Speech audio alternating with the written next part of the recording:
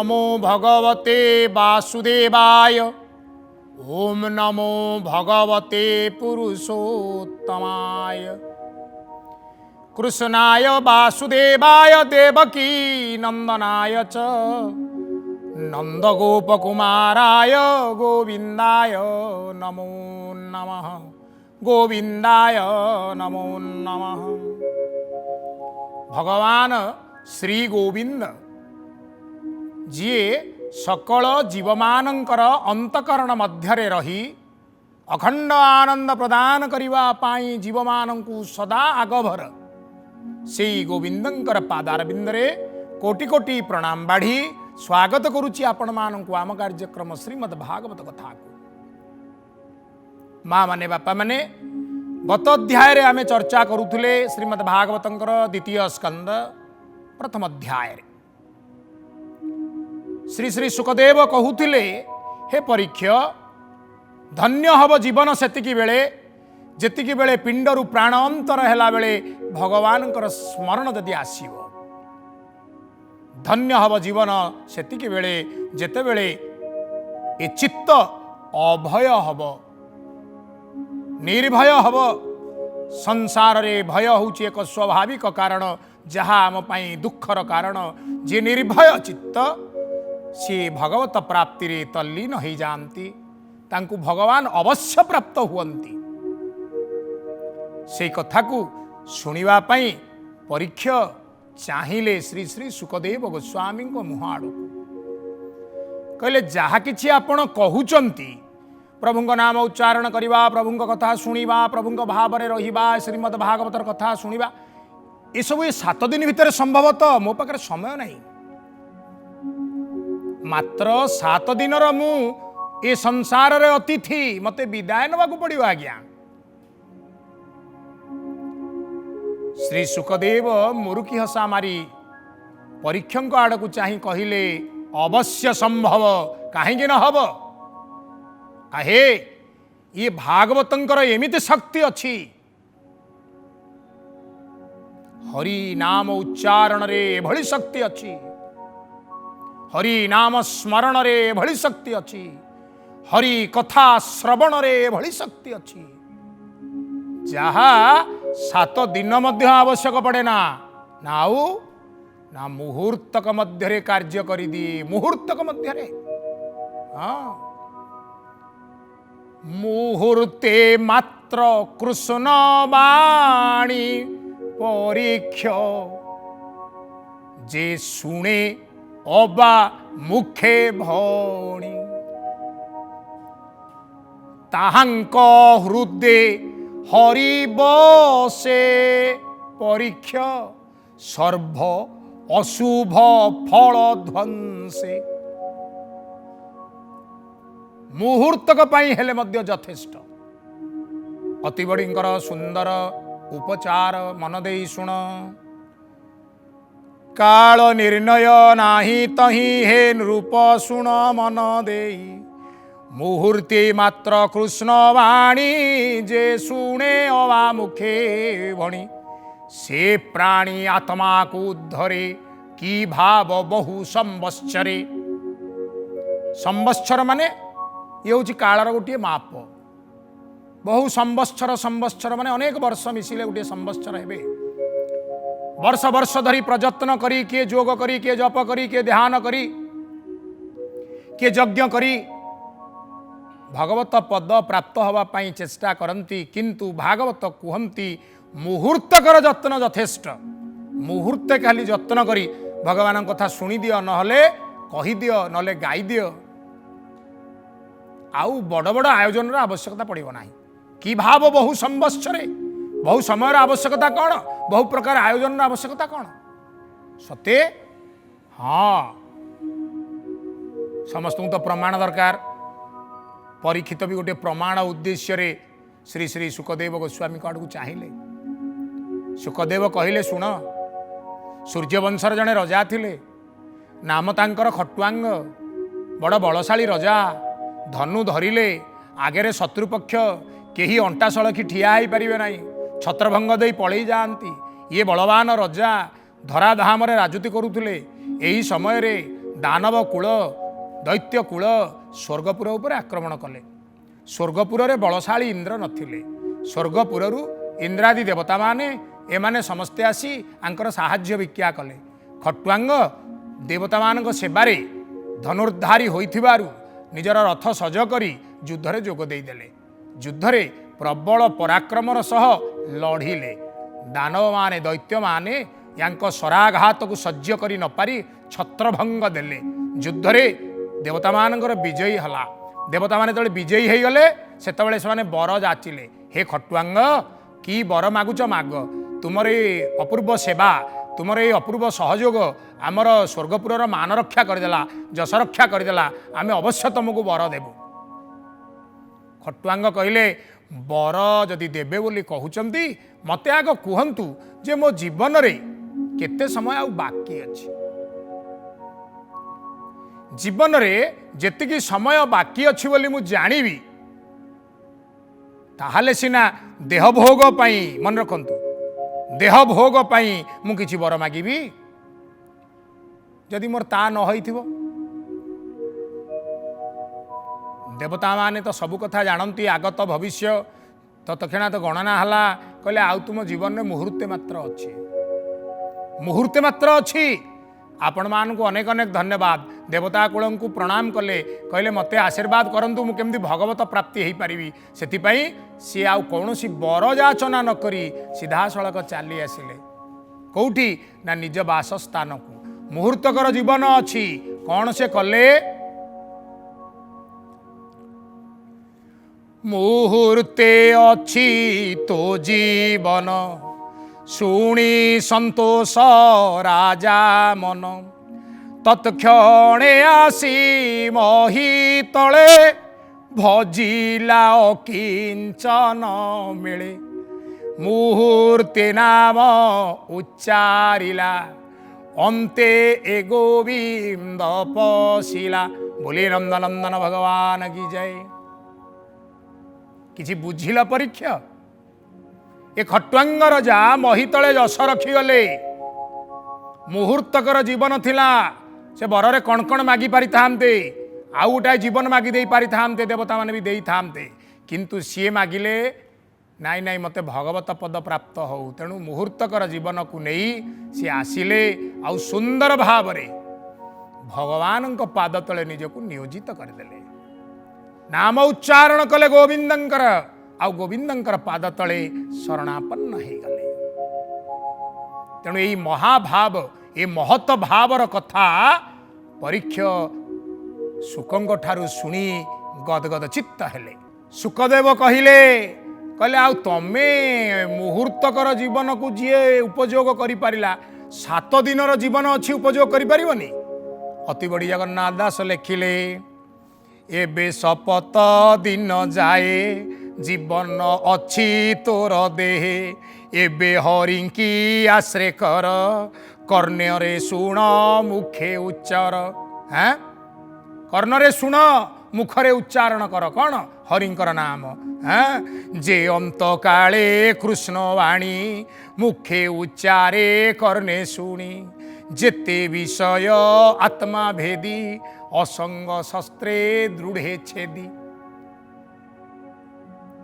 शरीर रे इंद्रिय माने अछंती, से माने चाहंती शरीरटा भोग हो। इंद्रिय द्वारा शरीर भोग करी इंद्रिय माने तृप्त हुअंती, किंतु विषयारसरे रसुथिबा एही इंद्रिय मानंकु आपण कदापि कदापि संतुष्ट करि परिबे नाही। शरीरर जिते प्रकार आवश्यकता अछि, से सबुजाक को जदि आपण असंग शस्त्र द्वारा छेदन करिवे, बढ़िया है सुंदर अस्त्र ये, बढ़िया सुंदर अस्त्र ये। केउ अस्त्र? असहयोग रूपक अस्त्र। जिह्वा कहिबो मधु आस्वादन करिवी, आपण कहबे नाई नाई। आखि कहिबो रूप दर्शन करिवी, नाई नाई। कान कहिबो मधुर वचन सुनिबी, नाई नाई। जेते इंद्रिय आपणंकु विषयग्राही करने को चाहिए, आपण तांकु असहयोग करंतु। सहयोग केतବେଳେ करिवे? କର୍ଣ୍ଣ କହିବ କୃଷ୍ଣ ନାମ ଶୁଣିଛି, ଶୁଣିବାକୁ ଆହୁରି ଚାହୁଁଛି, ଡବଲ ଫୋର୍ସ, ଦ୍ୱିଗୁଣା ବଳ, ଚାଲ ଯିବା। ଆଖି କହିବ କୃଷ୍ଣ ରୂପ ଦେଖିବି, ଚାଲ ଚାଲ ଚାଲ, କୋଉଠିକି ଯିବା। ପାଦ କହିବ କୃଷ୍ଣ ମନ୍ଦିରକୁ ଯିବି, ଏବେ ଚାଲ। ଅର୍ଥାତ୍ ଇନ୍ଦ୍ରିୟମାନଙ୍କୁ ସହଯୋଗ କର ଯେତେବେଳେ ସେ ଈଶ୍ୱର ବୁଦ୍ଧି ତୁମକୁ ଦବ। ଯେତେବେଳେ ଇନ୍ଦ୍ରିୟ କହିବ ଈଶ୍ୱର ବୁଦ୍ଧି ଚାଲ କରିବା, କୃଷ୍ଣ ଦର୍ଶନ, କୃଷ୍ଣ ନାମ ଶ୍ରବଣ କରିବା, ଦ୍ୱିଗୁଣା ବଳରେ ସହଯୋଗ କର। କିନ୍ତୁ ବିଷୟ ରସରେ ଚାଲ ଭୋଗୀ ହବା, ଏକଥା ଯଦି ଇନ୍ଦ୍ରିୟ କୁହନ୍ତି ତାଙ୍କୁ ଅସହଯୋଗ କର। ଆଉ ଯୋଉଦିନ ତମର ହେତୁ ପାଇଗଲା ଯେ ମରଣ ନିକଟ ହେଇଗଲା, ସେଇଦିନ ବୈରାଗୀ ହେଇଯାଅ। ଧନ୍ୟବାଦ ଦଉଛି ପରୀକ୍ଷା, ତୁମେ ତାହା ହିଁ କରିଛ। 7 ଦିନରେ ମରଣ ନିଶ୍ଚିତ ବୋଲି ଜାଣିବା ପରେ ସକଳ ପ୍ରକାରର ସୁଖ ସମ୍ଭୋଗ ରାଜଭୋଗ ସବୁ ଛାଡ଼ି ଦେଇଛ। ଧନ୍ୟ ଧନ୍ୟ ତୁମେ। ତେଣୁ ଉପଯୁକ୍ତ ଶିଷ୍ୟ, ଉପଯୁକ୍ତ ଗୁରୁ ଏକତ୍ରିତ ହେଇଛନ୍ତି। କହିଲେ ଏବେ ଶୁଣ, ଈଶ୍ୱରଙ୍କର ପ୍ରାପ୍ତି ଦିଗରେ ତୁମକୁ ମାର୍ଗୀ କରାଇବା ପାଇଁ ମୁଁ ତୁମକୁ ଆଉ ଟିକେ ସ୍ଥିରଚିତ୍ତ କରାଇବା ପାଇଁ ଧ୍ୟାନ ସମ୍ପର୍କରେ କହୁଛି। ଧ୍ୟାନ ଏକ ସୁନ୍ଦର ପ୍ରକ୍ରିୟା। ଧ୍ୟାନ ଦ୍ୱାରା ଚିତ୍ତ ସ୍ଥିର ହୁଏ, ଚଞ୍ଚଳ ମନ ସ୍ଥିର ହୁଏ, ଭଗବାନ ହୃଦକନ୍ଦରରେ ବିରାଜମାନ କରନ୍ତି, ଭଗବତ ସାନ୍ନିଧ୍ୟ ଲାଭ କରିବା ସହଜ ହେଇଥାଏ। ତେଣୁ ଯୋଗ ସମ୍ପର୍କରେ କିଛି କହୁଛି, ମନ ଦେଇ ଶୁଣ। କ'ଣ କହିଲେ? ଯେ ପ୍ରାଣୀ ଅନ୍ତ କାଳ ଜାଣି ଆତ୍ମାର ହିତ ମନେ ଗୁଣି ଘରୁ ବାହାର ହୋଇ ବନେ ତପ ଆଚରେ ଧୀର ମନେ ସ୍ନାହାନ ସାରି ତୀର୍ଥ ଜଳେ ଆସନେ ବସିବ ନିଶ୍ଚଳେ ଏକାନ୍ତେ ଯେତେ ବିଧି ସନେ ପ୍ରଥମେ ଆଶ୍ରମ ଲକ୍ଷଣେ ଅଭ୍ୟାସ କରି ଶୁଦ୍ଧ ମନେ ତ୍ରିବୃତ ବ୍ରହ୍ମ ସୁମରଣେ ପ୍ରାଣ ପବନ ଯୋଗୀ ରୁନ୍ଧି ସକଳ ଇନ୍ଦ୍ରିୟ ନିରୋଧି ବୁଦ୍ଧି ସାରଥି ଆଶ୍ରୟ କରି ବିଷୟ ସମୂହ ସଂହରି କର୍ମେ ଚଞ୍ଚଳ ମନ ବଳେ ନିରୋପୀ କୃଷ୍ଣ ପାଦ ତଳେ ତାର ଶରୀର ଅବୟବେ ଚିନ୍ତିବ ଏକେ ଏକେ ଭାବେ ମନକୁ ନିର୍ବିଷୟ କରି ସକଳ ଚିନ୍ତା ପରିହରି ମନ ପ୍ରସନ୍ନ ଯେତେବେଳେ ଜ୍ଞାନ ପ୍ରସରେ ସୁନିଶ୍ଚଳେ। এই যে পদ এতে কଣ কুহগলে? আসনটিଏ পাতিব, উত্তম ভাবে স্নান করিব, সেই আসନରେ স্থির আর নিশ্চল হয়ে বসিব। আগ শরীরটা স্থির হো। শরীরে মন বলি গোটিয়ে চলচঞ্চল অদৃশ্য স্থিতি অছি। সে মনকু স্থির করিবা পাই ভগবানଙ୍କର স্মরণ দরকার। টি ভগবানଙ୍କୁ মনে পকাইব। হ্যাঁ, ধর বালমুকুন্দଙ୍କୁ স্মরণ কল, करारविंदे न पादारविंदम मुखारविंदे विनिवेशयन्तम बटस्य पत्रस्य पुटे शयानम बालमुकुंदं मनसा स्मरामि। मने मने बालमुकुंदं को स्मरण करुची, जीए बटपत्र शोईचंती निजर पादर बुढ़ांगुटी को बलपूर्वक आकर्षण करी मुखरे चुचुमिया को लगी। भगवान यही रूप को मन पकाओ। बटवृक्षर पत्र से बालमुकुंद, बालमुकुंद पुणी बुद्ध अंगुष्ठी को निज पादर चुचुमुचंती। धीरे धीरे ध्यान आपणकर एकाग्र होगा लगे। जदि ध्यान विचलित हुए भगवान मुख को मन पकाओ, स्मरण कर, पुणी आखि बंद कर स्मरण कर। खोला आखिरे मन पकाओ, रूप को देख, पुणी आखि बंद करी समान रूप को हृदय रे धरिबा को चेष्टा कर। पाद को स्मरण कर, हस्त को स्मरण कर, हृदय को स्मरण कर, सारा अवयव को स्मरण कर, एक एक अंग सारा शरीर एही भली भाबे धीरे धीरे स्मरण करी चलिले आपण निश्चल हवा को लगिवे। जेतबले मन निश्चल हब, मन प्रसन्न हब। कुहागला मन प्रसन्न जेते बेले ज्ञान प्रसरे सुनिश्चले। मन प्रसन्न हो गले भगवत ज्ञान आपे आपे अंतकरण मध्य संचरी उठिब। जो ज्ञान तार नाम कौन? भगवत ज्ञान। से विषय ज्ञान नुहे। विषय ज्ञान हूँ संसार रू केते नबा, केते खाइबा, केते रखिबा, केते संचिबा। किंतु भगवत ज्ञान है कौन ना भगवान किपरि मिलिबे आ पदे आगु जीवा बोलिए नंदनंदन भगवान की जय। स्वभावे मन दुष्ट पणे आवृतर तम गुणे एणु धारणा आश्रे करी मनर मल अपहरी। कहले मन टिके चगल बगलिया तो सहजे स्थिर हुए ना। आपण गोटे मर्कट बा मांकड़ को देखंतु एडालू से डाल को से डालू एडाल को डेउथो कौन गोटा छिंडौथब कौन गोटा चोबौथब किछि जदि न मिलला निज देह को निजे कुंडौथब एपट सेपट सेपट एपट होथब आपण ताकू देखिले लागिवो से स्थिर जंतुटे नुहे केतबेले स्थिर ही रही परिवो नाही। ठीक सेमिति मनीषर मन केतबेले स्थिर ही रही परिवो नाही। मर्कट परी एठू सेठी को लंफ प्रदान करुथाए। तेणु मन को स्थिर करबा पई धारणा दरकार। मन कौन धारण करिवो ना भगवान स्वरूप को धारण करिवो।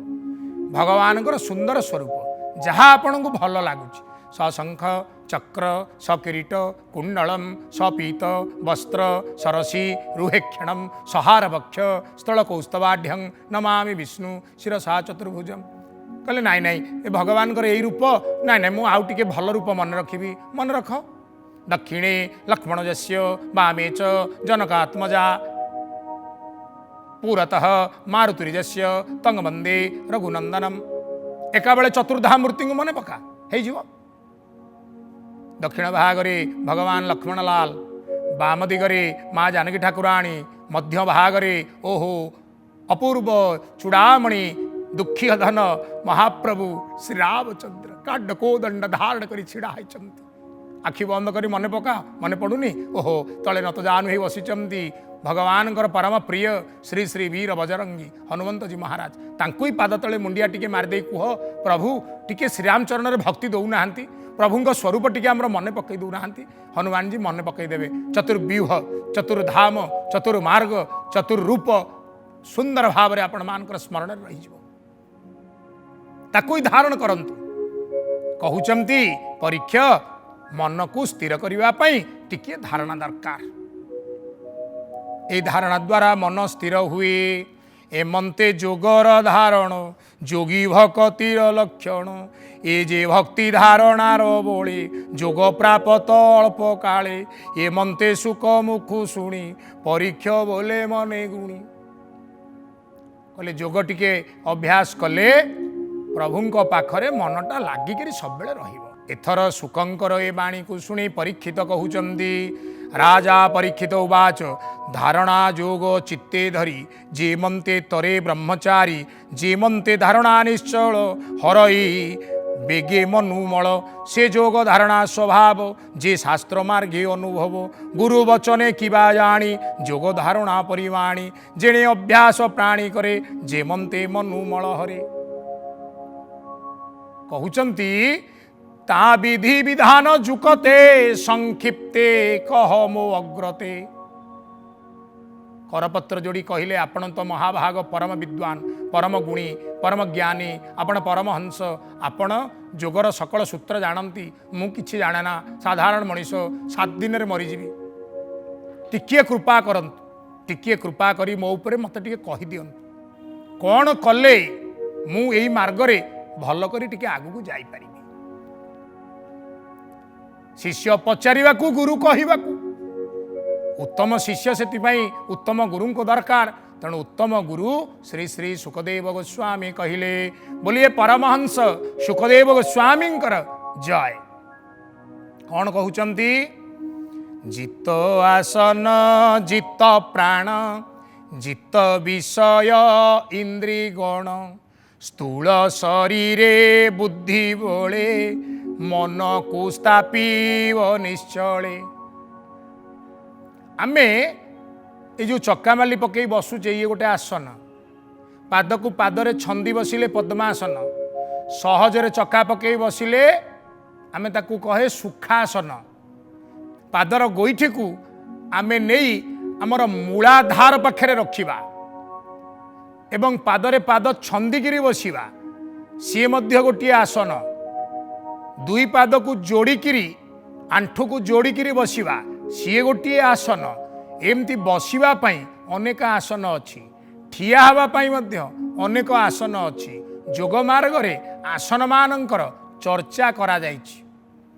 कुहा जाउछि जित आसन आसन को सहज कर दियो जीति जाओ जे कौन सी आसन तुमको सुखासन परि लागू। पुणी जित प्राण ये जो पवन जाउछि आउछि कहार केतबेले धीरे जाउछि केतबेले जोरे जाउछि कर्म अनुसार पवन यातायात करूचंती आमे ताकू टिके नियंत्रण करिबा।